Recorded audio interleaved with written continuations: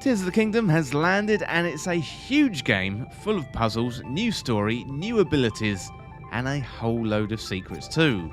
I'm about 45 to 50 hours in the game at the moment, and I think this is a good time to have a look at my first impressions of the game and whether Tears of the Kingdom has lived up to my very, very high expectations. Well, before we get going here, a warning: there will be mild gameplay spoilers, so I'm not going to get into story spoilers at all. I will be talking about gameplay, abilities, and also different parts of Hyrule, so if you are at all sensitive to gameplay spoilers, then do click away now.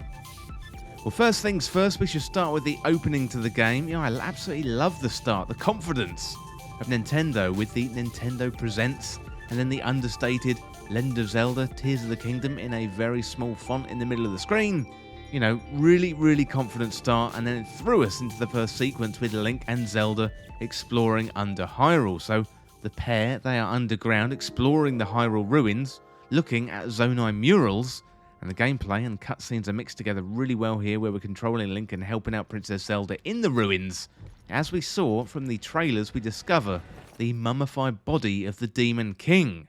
He attacks Link and Zelda with malice. Link is scorched and wounded, while Princess Zelda falls into the depths and disappears, so it is a real strong cinematic opening. Link then wakes up on the Great Sky Island, which acts as the tutorial for the game, albeit this felt a lot larger to me than the Great Plateau. Link wakes up in a cave, rescues the broken Master Sword from the ground, then works through a network of caves, only to emerge on a platform where we dive off and fly through the air in one of the best openings to the game I've ever experienced, or at least experienced in a long time. So the visuals and the music are working really hard here for an exhilarating opening sequence.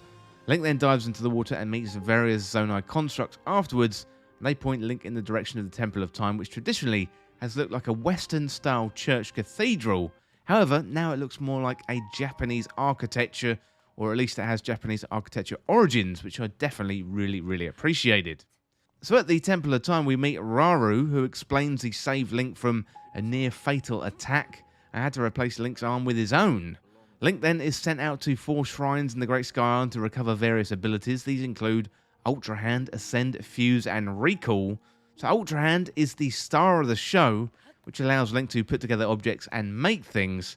First of all, they're kind of platforms and structures, but later on, combined with various Zonai devices, you can make complex machines and vehicles. Ultra Hand is impressive in so many ways, but the fact it just simply works, and works the way you'd expect, is incredible. Ascend is the ability to travel up through ceilings, and that makes getting out of caves and making the use of verticality in Tears of the Kingdom nice and easy. Apparently Ascend was a dev tool which would help the dev team get out of areas quickly, and IGL Numa and the team decided just to put the ability in the game for players. You know, Ascend is also the ability that I forget about the most, and when I started the game I would play it in a very similar manner to Breath of the Wild. I would be trying to climb everything, forgetting that I had the magical ability to ascend through ceilings. Well, Fuse is the ability to merge weapons, so arrows and also shields together as well. So given the attack on Hyrule by Ganondorf, all the weapons in the world have been corroded, which promotes the use of Fuse. Enemies now have horns and blades attached to their bodies thanks to Ganondorf, and that means when you kill an enemy you can harvest their monster parts for Fuse material. For example, fuse a bokoblin horn to a sword. You not only make it more durable, but you're going to increase the attack power as well. Fusing weapons and items is key to making them last longer, as well as creating powerful weapons to take on enemies, so you can create melee weapons but also fuse things to your shield. You can simply fuse 2 shields together to make a strong shield, or you can add a rocket to your shields to travel upwards nice and quickly. The key to fuse is experimentation. You know, gone are the elemental arrows. Now you've got to fuse materials with arrows to create elemental arrows. For example, different coloured choo-choo jelly creates different effects. Fire for red, white for ice, and so on and so forth. We got shock fruit for electric arrows, fire fruit for fire arrows, muddle buds for confusion arrows. The combinations just feel limitless and totally interesting. Recall is another new ability, and that gives Link the ability to rewind objects through time, opening up a whole load of potential when it comes to solving puzzles. This is another one that took a little bit of getting used to, but when you get into the swing of things, it is really good, especially when it comes to traversing the environment. You've got aerial gliders you can pick up with Ultra Hand mimicking, throwing them like a paper plane, then letting go at the right time to use that momentum to fly the glider. I also love Link's casual snap of the finger when dismissing recall. Is one of my favourite animations in the game. Once you get these abilities, then it's down to Hyrule proper. Having spent a bunch of time in the Sky Islands, Hyrule has changed. Big pieces of the Sky Island have fallen onto the ground, creating destruction in some cases. The Hyrule that we know and love from Breath of the Wild is here, but characters have moved on and story arcs have progressed, and Hyrule is also in a state of reconstruction, given its recovery from Calamity Ganon. So there's building material all over the place, which is handy given you've got abilities to stick things together and create all kinds of vehicles and structures with Ultra Hand. Tarry Town is a particular delight, and you'll discover that later on in your journey. Memories return in Tears of the Kingdom, although Nintendo has done a lot of quality of life improvements, compared to Breath of the Wild. Story moments, they are still delivered by looking back into the past, although this time it comes in the form of Dragon's Tears, which can be found at the huge glyphs found all over Hyrule. These are drawings on the ground which can be seen best from great heights. Search around these glyphs on the ground, you're going to find a small pool of water containing the tears of a dragon, which are converted to flashbacks for Link. I found this system much better in terms of engaging with the story. Breath of the Wild did something similar with the memories in the camera, but I found finding the right spot for the memories in Breath of the Wild felt much more obtuse than this mechanism in Tears of the Kingdom. We've got to travel around Hyrule to unlock towers anyway, and finding a new glyph then hunting for the tear was really, really good fun. Talking of towers, they have returned, but this time they shoot you into the sky rather than having to climb each of them one by one. So climbing was front and centre in Breath of the Wild, but in Tears of the Kingdom, it's much more dynamic, and skydiving is the new mechanic of freedom. So what better way of getting into the sky quickly by being shot into the sky with a huge cannon?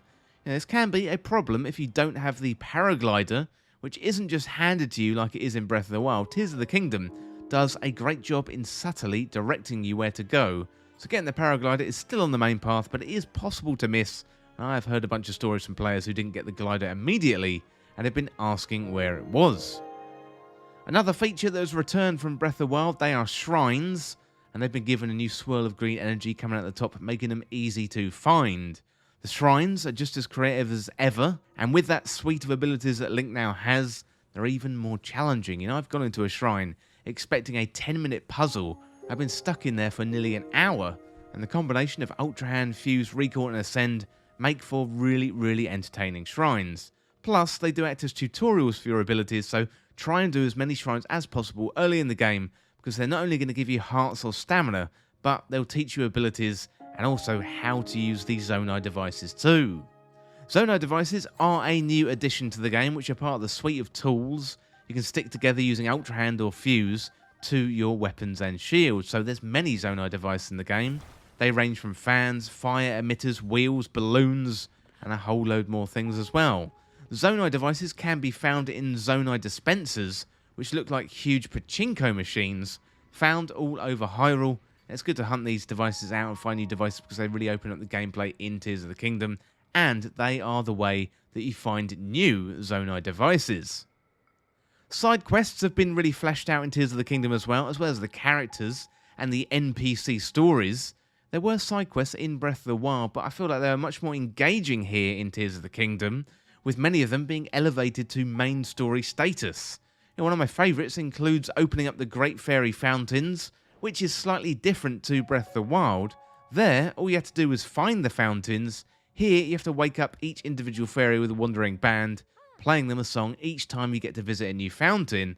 And as well as getting the band back together, you unlock new armor upgrades and also build some great Zonai machines along the way. Okay, next up I'm going to get into some gameplay spoilers now, which haven't been widely discussed by Nintendo, so consider this your warning number 2, and click away now if you really don't want to know. Well, still with me? Okay, so much of the marketing was focused around the Sky Islands in Tears of the Kingdom, but actually I've spent more time under Hyrule than in the sky. We've got a whole other map under Hyrule called the Depths, which is dark, it's dank, and it's dangerous. Early in Tears of the Kingdom, we're given a quest from Robbie to go into the Depths to learn more about our camera feature on the Purapad. And there's that moment where you run into Hyrule Field, you see a chasm, a huge black and red hole in the middle of the ground, then you jump in and you're diving for roughly the same amount of time it takes to get from the sky to the ground. The music changes, it's dark and there's gloom everywhere. That's the red and the black substance covering the ground and enemies in the depths, and also the ground above Hyrule as well. I haven't spent as much time as I'd like to in the depths, I really need to explore more, but that first time you dive down there and realise it's as big as Hyrule is one of the best moments that I can remember, and Nintendo did really well to prevent this information from getting out before the game released. They even showed the depths briefly in trailers, and I don't think anyone put two and two together. Elden Ring did something similar, but the underground section in Elden Ring is not half as big as in Tears of the Kingdom, and the depths really remind me of the Dark World in A Link to the Past, although rather than a parallel world, this is a layer beneath Hyrule. Now, something else we didn't find out until hours from launch is the confirmation that dungeons are back in this mainline Zelda game. That was rumoured and then confirmed by IG Aonuma and the team very close to launch through the developer Q&A. So we've got regional temples related to the different races, so Gerudo, Rito, Zora and Goron. That translates to lightning, wind, water and fire temples. I don't think they are quite as engaging as traditional Zelda temples. For example, they don't reach the same heights as Twilight Princess, but I do think they are better than the Divine Beasts found in Breath of the Wild. I think they sit somewhere between the Divine Beasts and traditional Zelda dungeons, so getting to the temple is a journey itself. For example, getting to the Wind Temple felt epic, and it gave me that sense of scale and verticality. I'm going to remember that for a long time. So there's definitely a lot that I love about Tears of the Kingdom, but there are some things that still could be improved. Combat is still a little bit janky, especially when compared to other similar open world action games. I also found myself doing the temples back to back after some exploration, and that made narrative moments quite repetitive, and the boss fights in the temples were a bit hit and miss, and the whole water temple was hit and miss for me, to be honest. In terms of performance, mostly it's fine. There are some moments where the game struggles, but it hasn't really interrupted my enjoyment of the game. The fact that this is 16 gigabytes running on hardware which is outperformed by a mobile phone these days is very impressive. So I don't really buy into the graphics argument. I like the style of Breath of the Wild and Tears of the Kingdom. I actually think Tears of the Kingdom looks even better. The polish is absolutely incredible, and many developers have taken to social media to question exactly how this game was made, the physics, the engine, the fact you can pretty much make anything in the game, and the game just wants you to break it. You know, it's a semi-technical miracle that this game even exists. It's almost unfair. You know, Nintendo have raised the bar once again, and it feels like other teams are so far behind what Nintendo is doing in Tears of the Kingdom, it's just going to take years to catch up. Even Breath of the Wild came out in 2017, and one of the only games that have come anywhere close is Elden Ring, and that released 5 years after Breath of the Wild. And with these new mechanics, Nintendo have taken Zelda up to another level. It's going to be a long time before any other team is there. And throughout the whole experience so far, I've been sitting there as I did as a kid, playing through the latest Zelda game, cramming as much game time in as I possibly can without damaging the other parts of my life. Now, it's been an absolute pleasure to be in this game at the ground floor and being part of the conversation online. Now, I don't know if it's ultimately better than Breath of the Wild, but personally, I'm enjoying the experience of playing through this much more than I did with that first game. I'm roughly 45 to 50 hours in at the moment, and I've still got a long way to go. I'm excited to finish up the latest adventure in Hyrule. I did put a call out on the Triforce Times community tab and asked you for your first impressions for Tears of the Kingdom. So let's go into some of those now. So I had loads of responses, so thank you to everybody who responded. And let's dive into some of those now. So first of all, we have Codster. And Codster says, I've only completed the Rito phenomenon, my first phenomenon, yesterday. I mostly like exploring the depths since it's a new world and going through the old world to see the changes. I'm making my way to Tarry Town now. I love fighting the monsters and the new enemies, and I think that's a reason I love the depths so much. It gives you a real challenge, especially in the early game. The hardest thing that I've defeated so far has been the Flame Gleeok on the Lake Hylia Bridge. The amount of satisfaction I got from defeating it at only 5 hearts was amazing. So I've played as much as I can in my free time, but I'm really busy with testing for school. But so far, it is awesome. I'm trying to take it slow to make this amazing game last as long as possible. It's only been a week, but I can already say this is the greatest game of all time, except Ocarina of Time. Well, thank you very much for your comment, Costa. I'm glad to hear that you are really enjoying it. Well, next up we got Lex234. So Lex says, I'm loving what they've done with the NPCs, quests and relationships in the game. I love how you can visit an area and speak with the people, then come back later on, and they've got all new things to say. It really makes the game feel alive. So definitely agree with you there, Lex. It does feel more alive, and thank you so much for your comment, and I hope you're enjoying the game. Well, next up we got Jeep Sec. So Jeep says, the world feels more alive. I've noticed that when I was at one of the stables, there was a Goron and a Hylian travelling together to visit the ring ruins in Kakariko. The world feels so much more connected than it did in Breath of the Wild. Okay, next up we have the Writer on Fire. So they say, 0 out of 10, can't pet the dogs. But then I found out you can ride the dragons and that made up for it. In all seriousness, I do think it is fantastic. There were a few things that made me dubious because of how they paralleled Breath of the Wild, like the shrines, the Koroks, the towers, the tutorial area, but each made up for it by ending up to be a great experience, except the Koroks. I don't skip the tower cutscenes in Tears of the Kingdom like I did in Breath of the Wild because they don't get old. The shrines, they are a blast, and I feel like they actually teach me how to interact with the world. And the combat shrines, they're so great. You know, I'm a very amateur gamer, and I've always just avoided parrying and dodging, but I couldn't get the timing right. But now, I'm actually starting to implement those things, partly because I was being properly taught, and partly because I need it. Tears of the Kingdom is significantly harder than Breath of the Wild. Weapons are weaker, enemies are stronger, and have more varied attacks. You can't just go in there whacking things and hope for the best because you're going to die. You know, I've died more times in this game than I ever did in Breath of the Wild. Resources are more varied, but not more plentiful, so stocking up on enough of one particular resource isn't easy, and I don't have tons of meals all the time. The music, especially the skydiving music, honestly, I just skydive for fun. I can easily get on a horse and ride to another location instead, and the depths are so wonderfully terrifying. Overall, it's an amazing game, but I do have some issues, so switching weapons has the weird delay now, which makes combat less smooth for me. It's not lag, that seems deliberately added. I won't complain about lagging because the map is more than 3 times the size of Breath of the Wild with 0 loading screens between each level, so the fact you can just dive off an island into a hole into the ground and reach the depths with no loading is incredible, even with a little bit of lag. Okay, this is getting long, so I'm going to wrap it up, but I love the NPC interactions. I love how the world seems to keep changing while you're gone. It makes everything feel so more dynamic, like there's real people trying to live their lives during the upheaval, and the NPC fighting absolutely perfect. NPCs actually dealing damage to enemies. The first time I saw the construct interacting with the monsters blew my mind. Well, thank you, the Writer on Fire. Really good little review there. Really appreciate that comment. Thank you so much. Okay, next up, we've got George Palayo, and George says, what am I in for? 5 hours of getting to the runes and all. I used to walk through regardless. You know, this is a game. I'm loving it, and I pre-ordered the guidebook. Well, thank you, George. And I hope you are enjoying the game. Okay, next up, Joe. So Joe said, I finished all the main quests and got the true ending.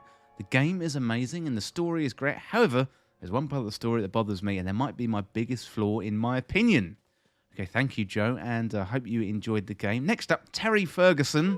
So Terry says, I don't really want to say where I'm exactly at, but let's just say I'm surprised and shocked and happy and sad all at the same time. Okay, next up, Kawe Gumi. So overwhelming, but in a good way. There's so much to do in Tears of the Kingdom. Breath of the Wild is more a meditative experience in comparison. Okay, next up, Wi-Fi 961. It's more of a Zelda game than Breath of the Wild is what I think about it. So definitely more traditional elements there. Okay, Jason MG99. And Jason just simply says, it is pretty legendary. And thank you, Jason. I have to agree. Okay, next up, Make Foxhound Great Again. And they say, what do I think of it? Well, Tears of the Kingdom 2 Breath of the Wild. You were good, kid. Real good. But as long as I'm around, you're always going to be second best, see? That is a very good comment. Next up, underscore TOF. Overwhelming and addicting. Definitely happen to agree there with both those points. Well, next up, we've got FR Stack. And they say, I'm afraid to go into the depths. Those malice hands are bad enough on the surface. Sucks because I want to upgrade my Sheikah sensor. So I wouldn't worry too much, FR Stack. Just go down there, get some gloom resistance on, and you should be fine. Okay, next up we've got AL4XB. That might be Alex B. So they say, I like it, and I've only done the Water Temple, and I'm starting the Desert one. So good luck with that. I hope you're getting on okay. And next up we've got Tomcat, and Tomcat says it came out complete, and it's a psychopath sandbox.